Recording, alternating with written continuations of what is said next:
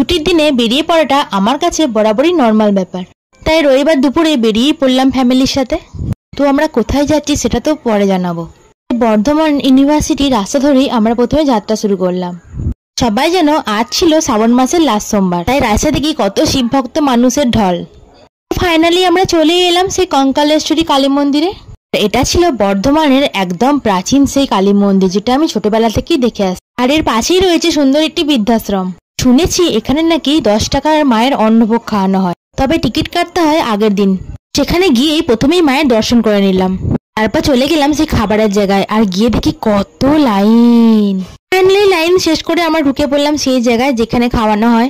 এখানে প্রতিদিন যে কত কত লোক আসে আর কত কত লোক খায় তা আপনারা দেখতেই পাচ্ছেন। 10 টাকা মায়ের অন্নভোগ কিন্তু প্রতিদিনই দুপুরবেলায় খাওয়ানো হয়। ফাইনালি চলে এলো সামনে সেই খাবার সার্ভ করা হচ্ছে। তবে খাবারের গাড়িটাও কিন্তু আমার বেশ ভালো লেগেছে। প্রথমেই পাতে পড়ে গেল সুন্দর বাসন্তী পোলাও ও সঙ্গে ছোলার ডাল। অন্যতে এর পরে ছিল আলুর দম ও সঙ্গে বোঁদেও।